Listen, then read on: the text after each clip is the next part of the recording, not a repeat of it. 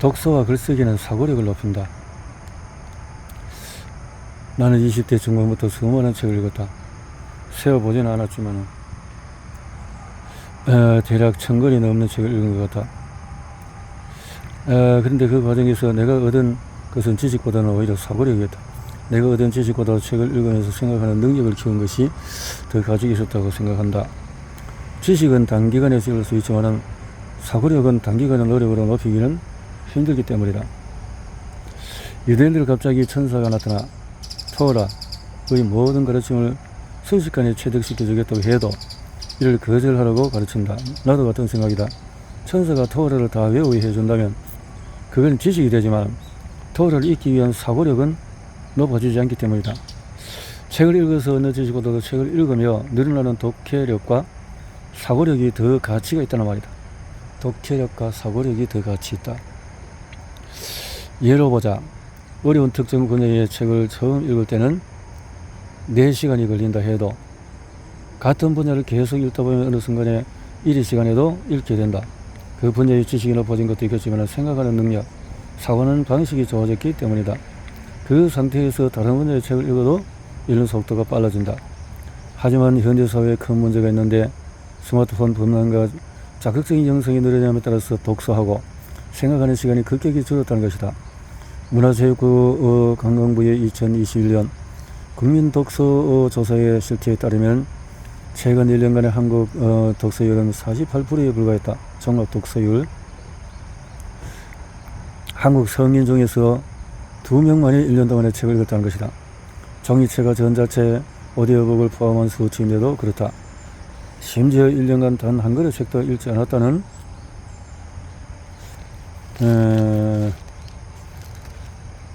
응답률이 50% 넘는다. 한국인의 연간 종합 독서량은 4.5권에 불과하다.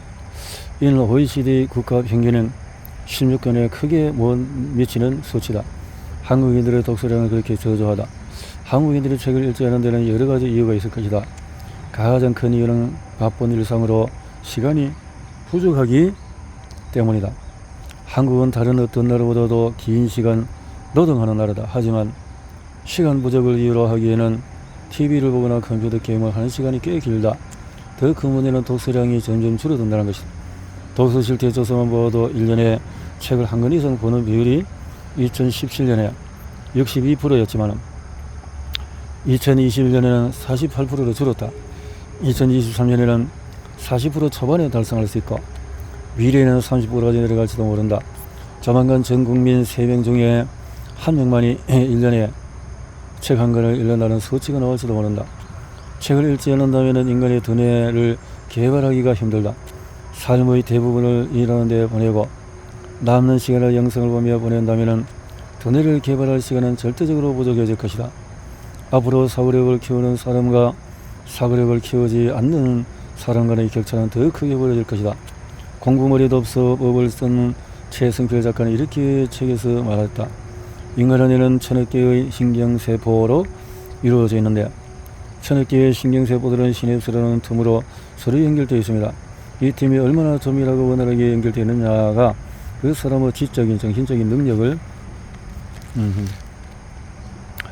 그리고 어떤 일을 할 때는 그냥 시작해라. 우리는 너무나 자주 시작하지 않을 이유에 대해서 생각한다. 나중에 할까? 공부를 한 다음에 할까? 완벽하게 그러지 말고 여기도 그런 내용이 있네요. 발상의 회로에서도 나왔고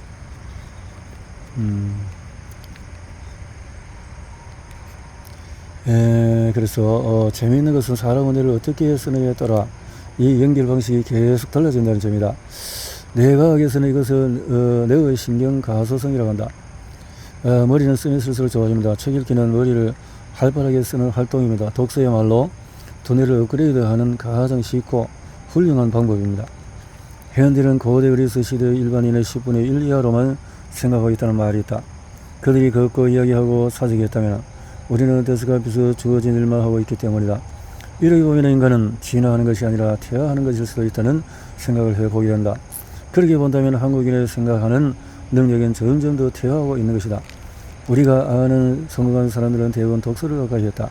스티브 잡스도 독서강, 그 어린 시절에 지구대 백과사전 빠져 살다가시 피했고 소프트뱅크의 손정희는 병상에서 3,000권의 책을 읽었다는 이야기로 유명하다. 비단 독서뿐일까? 나는 독서가 결국은 글쓰기로 연결된다고 생각한다. 독서는 소비자의 입장에서 접근하는 방식, 글쓰기에서 사고력을 비약적으로 증진시키고 나아가 독서 방식까지 바꾼다. 모든 독서가 글쓰기를 위한 방식으로 바뀔 수 있다는 뜻이다. 아마존 창업자 제프 베이조스는 글쓰기가 사고력 개발의 전부라고 말했다. 20년 전에 졸업한 하버드생 1600명을 대상으로 한 조사에서 인생에 가장 도움이 된 과목을 물었다. 90% 이상이 글쓰기 수업이라고 답했다. 에어앤비 창업자들에게 기업 가치 35조 원을 만든 비결을 물었을 때 그들은 글쓰기를 경영과 삶의 가장 강력한 도구가 되었다고 말했다. 글쓰기는 삶의 강력한 무기가 된다. 중국 송나라의 대표적인 문장가 구향수도 이렇게 이야기했다. 말을 잘하고 글을 잘 쓰려면 3다가 필요하다. 3다는 다도, 다상량, 다작, 즉 많이 읽고 많이 생각하고 많이 쓰는 것이다. 그 중에서 가장 중요한 것은 바로 다독이다. 다독을 해야 다상량도 다작도 가능하기 때문이다. 나는 이렇게 생각한다. 일단 써보자. 그러면 생각하게 되고 글감을 찾기 위해서 생존자의 시각으로 또 책을 읽게 될 것이다. 당신도 독서와 글쓰기를 통해서 자신만의 경쟁력을 가지길 바란다. 독서량이 줄어들고 또 글쓰기도 줄어드는 이 시대에 이 둘을 꾸준히 하는 사람이 인생에서 승리할 수밖에 없을 것이다. 인생을 바꾸는 5가지 지능.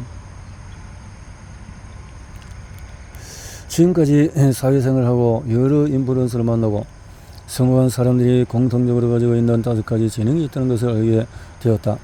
이는 우리가 흔히 아는 지적인 능력이 아니다. 지적인 능력에 뛰어난 분들은 의사, 검사, 회계관, 연구자 등을 하고 있을지도 모른다. 그들의 지적 능력은 평범한 사람들보다 조금은 더 높을 것이다.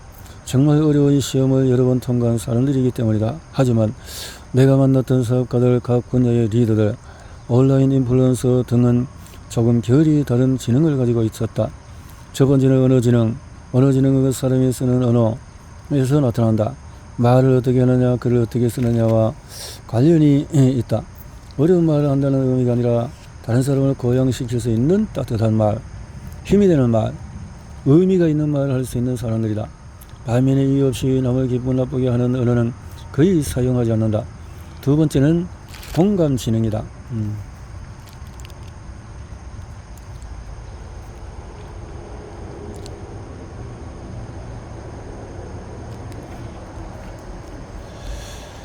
공감 지능은 그 사람이 타인의 감정을 어떻게 느끼는지를 보면 알 수 있다. 타인의 감정에 공감을 할 수 없는 사람은 리더가 될 수 없다. 인플루언서도 될 수 없다. 기본적으로 남의 아픔과 슬픔, 기쁨과 분노 등을 잘 이해하고 있어야 타인의 지지를 얻을 수 있기 때문이다. 타인의 지지를 얻을 수 없다면 성공한 사업가, 리더, 인플루언서가 될 수가 없다. 세 번째는 도덕지능이다. 도덕지능은 그 사람의 옳고 그름을 어떤 기준으로 판단하는지를 보면 알 수가 있다. 도덕지능이 없이도 성공한 사업가나 리더, 인플루언서가 될 수 있다. 하지만 오래가지 못한다. 세상에 비밀은 없듯이 도덕지능이 없이 높이 올라간 사람들은 언젠가는 스스로 끌어내려오게 된다. 남이 끌어내리기 전에 미리 스스로 끌려 내려오게 되는 것이다. 네 번째는 자기성찰지능이다. 자기성찰지능은 그 사람이 경험을 통해 무엇을 배우는지 보면 알 수 있다. 자신의 경험에서 배우지 못하는 사람은 늘 제자리입니다. 성장할 수 없고 성장의 모범을 보일 수 없으니 주변에 사람이 따르지 않는다. 자기성찰. 다섯 번째는 인내지능. 인내지능이 높으면 포기를 모른다. 앞의 네 가지를 모두 갖추었더라도 이 지능이 없다면 우영치물이다. 인내. 세상은 그렇게 간단하지 않다. 매일매일 도전이다. 오늘 내가 하는 일도 내일도 하고 모레도 내년에도 하고 10년 뒤에도 하는 그런 인내와 꾸준함이 없다면 어떤 것도 이루어내지 못한다. 좋은 소식이 있다. 언어 지능, 공감 지능, 도덕 지능, 자기성찰 지능, 인내 지능, 이 모두 지적 능력과 달리 후천적으로 연마가 가능하다는 것이다. 어떻게 연마할 수 있을까? 나는 이 5가지를 모두 기를 수 있는 것이 바로 독서와 글쓰기라고 생각한다. 독서와 글쓰기를 꾸준히 하면은, 아니, 좋은 독서와 글쓰기를 꾸준히 하면은 5가지 지능이 모두 연마가 될 것이다. 그렇게 인생을 사는 사람은 실패하는 게 더 어렵다. 당신의 매일을 독서와 글쓰기로 채우길 바란다. 아무리 바쁘더라도 1시간 아니 30분만 독서와 글쓰기로 채워보자. 당신이 내 책을 여기까지 읽었다면 이미 20분 이상의 시간을 채운 셈이다. 이처럼 하루에 30분 혹은 1시간을 독서와 글쓰기로 채우는 것은 그리 어려운 일이 아니다. 그런 하루들이 쌓여서 인생에서 승리할 수 있다. 굳이 승리가 아니라도 당신이 원하는 인생을 살 수 있게 될 것이다. 이 모든 것을 가능하게 하는 것이 바로 독서와 글쓰기이다. 가능하게 하는 것이 아주 오늘 좋은 내용이 여기에 있었어요. 행복해지고 싶다면 글을 써라. 대시와 라이언의 자기 결정성 이론이 있다. 자율성, 유능성, 연결성이 만나는 지점에 행복이 있다는 것이다. 연결성. 나는 행복해지기 위한 방법이 있던 이 3가지 만나는 지점이 있다고 생각한다. 자율성은 내가 얼마나 내가 원하는 방식으로 삶을 살아가고 있는가 하는 것이다. 연결성은 내가 다른 사람들과 얼마나 좋은 관계를 갖고 있는가. 유능성은 내가 스스로를 유능하다고 느끼는 정도로 말한다. 회사 생활과 블로그 글쓰기를 비교해서 얼마나 행복하게 바뀔 수 있는지 예를 들어보려고 한다. 이 2가지 활동은 자기 결정성 이론에 기반할 때 정반대의 결과를 가져올 수 있다. 자율성, 연결성, 유능성. 회사 생활을 하면 자율성을 느끼기가 어렵다. 대부분의 사람은 회사에서 돈을 받고 일을 한다. 큰 기업일수록 구성원은 부속 몸뚱이 하나에 불과하기 때문에 내가 원하는 일을 하는 것이 아니라 회사에서 원하는 일을 하게 된다. 이런 하루를 반복하다 보면 스스로를 자율성이 없는 회사에서 그저 시키는 일을 하는 사람으로 느끼게 될 것이다. 연결성 또한 마찬가지다. 우리는 회사에서 하루 8시간 이상을 보내고 회사 내에서 대부분 정해진 사람들과 소통한다. 회사 생활을 통해서 유능성도 마찬가지다. 회사에서 내가 일을 잘한다고 느낀 사람은 극소수이다. 1년에 한 번 하는 평가에서 10에서 20% 사람에게는 최고의 점수가 주어진다. 이제 블로그 글쓰기를 생각해보자. 내가 지난 4년 동안 블로그 글쓰기를 하면서 느꼈던 것은 회사와는 다르게 자율성, 연결성, 유능성을 모두 가질 수 있다는 것이었다. 블로그 글쓰기는 내가 좋아서 하는 것이다. 아무도 나에게 블로그에 글을 쓰라고 하지 않았다. 내가 좋아서 자활성으로. 연결성은 블로그 글쓰기는 누구나 할 수 있는데 내가 글을 쓰면 내가 전혀 알지 못하던 분야의 사람들이 댓글을 단다. 그들의 블로그 방문해서 그들이 글을 쓰는 글을 읽을 수도 있다. 이것이 매일 반복되면 내가 자주 교류하는 사람들이 생기고 그들과 자동으로 연결이 된다. 이런 연결을 통해서 온라인 공간에서 많은 인맥을 쌓을 수 있다. 나도 자주 연락하는 분들이 있고 오프라인 모임이나 정기적인 동호회 활동도 하고 있다. 유능성은 어떤가? 매일 글을 쓰다 보면 쓰는 실력이 늘어날 수밖에 없다. 처음에는 부족한 글을 쓰더라도 매일 쓰다 보면 실력이 늘어나게 된다. 누구나 그렇다. 나도 처음에 쓴 글보다 몇 년이 지난 뒤의 글이 훨씬 좋아진 것을 느낀다. 이웃들도 마찬가지로 나는 회사 생활하면서 아침과 주말을 활용해 블로그 글 쓰기를 했다. 그때는 몰랐지만 지금 와서 생각해보니 행복해지고 싶었던 몸부림이었던 것 같아. 자율성, 연결성, 유능성을 확보하기 위한 나만의 처절한 노력이었던 것 같아. 그렇게 매일 글을 썼다. 1개가 부족하면 2개를 쓰고 2개가 부족하면 3개를 썼다. 나는 블로그에 글을 쓰는 게 행복했다. 칸트의 행복의 원칙은 첫째 어떤 일을 할까, 둘째는 어떤 사람을 사랑할까, 셋째는 어떤 일에 희망을 가질까 시라고 말했다. 나는 어떤 일을 하는 것을 자율성으로, 어떤 사람을 사랑하는 것을 연결성으로, 어떤 일에 희망을 가지는 것을 유능성으로 이렇게 생각해봐도 행복은 자기결정성 이론에 맞닿아 있다. 온라인 글쓰기를 통해서 행복해질 수 있는 이유가 한 가지 더 있다. 직장은 평생 다닐 수 없고 언젠가는 내가 자의나 타의에 의해서 그냥 등어야 하지만 또 온라인 글쓰기는 평생 할 수 있다. 온라인 글쓰기 자체가 하나의 행복을 위한 습관이 되기도 하고 미래의 영향력과 돈을 가질 수 있는 수단이 되기도 한다. 온라인 공간에서만 은퇴는 없다. 행복해지고 싶다면 당장 온라인 글쓰기를 시작해라. 블로그에 글을 쓰고 X에 글을 쓰고 스레드에 글을 쓰라. 페이스북, 인스타그램, 브런치에 글을 써도 좋다. 어떤 글이 든 당신의 생각을 담고 당신의 생각으로 다른 사람과 연결되기를 바란다.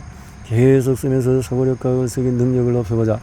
그러면 반드시 지금보다 훨씬 행복해질 것이다.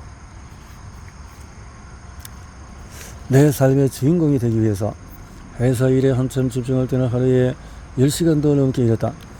보수적인 회사에서 회사도 회식도 회사 일을 연장했다.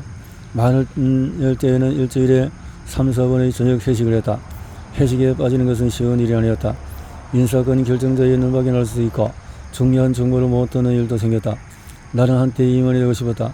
그것이 미덕이고 내가 가야 할 길이라고 믿었다. 항상 이 회사에서 나에게 기대하는 것은 100% 이상을 최고 이루겠다. 일도 그렇고 인간관계도 회식 자리도 마찬가지. 그렇게 수년을 살면서 모든 것이 허무해졌다. 건강도 나빠졌지만 왜 사는지 알 수가 없었다. 무력증과 공황장애가 찾아왔다. 내가 돈을 벌기 위해서 이 세상을 살아간다면 나의 가치는 도대체 어디에 있을까? 처음에는 탈출구 찾기위해서 술을 마시기도, TV도 보고, 독서, 그러다가 글쓰기 욕구가 생겼고, 인플루언서 나도 하고 싶었다. 참자를 하고 싶었다. 나는 회사 일을 할 때보다도 블로그에 글을 쓰거나 책을 쓸 때 훨씬 나다움을 느꼈다. 회사에서 지위의 자유가 발동되는 것 같았다.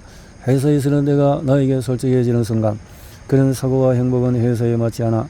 회사에 맞게 생각하고 행동해. 제발 좀 적당히 평범하고 적당히 뛰어나 등등 수많은 비난과 압박이 들어온다. 회사 일은 남을 위해서 하는 것이다. 하지만 블로그나 글쓰기는 책 쓰기는 나를 위해서 하는 것이다. 회사에서 내가 회사를 위한 발언과 행동을 해야 하지만 온라인에서는 나의 생각을 100% 솔직하게 풀어낼 수 있다. 한마디로 온라인 글쓰기는 나에게 자유를 준다. 새로운 온라인 명함이 생기거나 나를 솔직하게 드러낸다 해서 당장 크게 달라지진 않았다. 여전히 회사에 다니며 돈을 벌어야 했고 필요한 경우에 아쉬운 소리를 해야 하고 하지만 온라인에 글쓰기를 하는 순간에 나에게 새로운 가능성이 생기고 나의 글쓰기를 하면서 나에게 매일 질문을 던졌다. 누군가를 위한 삶만 살아갈 것인가 아니면 주인공의 삶을 살아갈 것인가. 나에게 회사 생활과 사회생활은 누군가를 위한 삶이었고 내가 돈을 위해서 어쩔 수 없는 수단이었다. 하지만 블로그를 쓰기는 내가 나의 삶의 주인공을 만들어줄 수 있고 나의 생각을 적고 나의 생각을 발행하고 나만의 일, 나만의 건강, 나만의 자아가 주는 에너지가 생긴 것 같다. 이것은 경험한 사람만이 알 수 있다. 시간이 지나서 수백 수천 명이 호응을 하고 공감을 해줄 때의 희열은 느껴보지 않으면 모른다. 나는 당신이 지금 바로 온라인 글쓰기를 시작했으면 좋겠다. 가장 쉽게 시작할 수 있는 것은 블로그에 글을 쓰는 것. 블로그에 당신의 생각, 당신의 스토리, 당신의 만의 서사를 쓰기 바란다. 한 가지 주의해야 할 점이 있다. 지금도 너무 많은 사람이 블로그에 검색용 글을 쓴다. 검색에 걸리는 추천 단어를 활용해서 네이버 상단에 검색이 되게끔 해서 사람들을 유입시킨다. 그런 활동을 통해서 내 글의 광고를 보게 하고 또 애드 포스트로 돈을 번다. 많은 사람이 유입되기 시작하면 체험단 활동 등을 할 수 있을 것이다. 하지만 이는 내 삶의 주인공이 되는 것과 관련이 적다. 내가 원하는 글을 쓰는 것이 아니라 사람들이 원하는 정보성 글을 올리는 것은 또 다른 노동이다. 그리고 이런 글은 향후에 AI에 대체될 가능성이 높다. 정보성 글을 가장 잘 쓰는 것은 결국 AI가 될 것이기 때문이다. 정보성 글에도 자신의 개인적인 경험이나 생각을 넣는 것이 훨씬 좋다고 생각한다. 남들이 읽고 싶은 거, 그래서 남들이 다른 곳에서 공유하고 싶은 글을 쓰려고 노력해야 한다. 내가 내 삶의 주인공이 되어 나의 생각을 적으면 사람들이 그 생각에 동조해 글을 공유하기도 한다. 그러면 동시에 나를 다른 사람에게 알릴 수 있고 좋은 생각을 쓰기를 하는 사람으로 나를 알릴 수 있는 것이다. 세상에 당신의 생각과 가치를 전달하라. 그러면 당신의 영향력이 점점 커질 것이다. 당신이 세상에 영향력을 전달하는 만큼 당신에게도 부가 생길 것이다. 모든 부는 내가 가치를 전달하고 얻는 것이기 때문이다. 온라인 글쓰기는 훌륭한 가치 전달의 수단이다.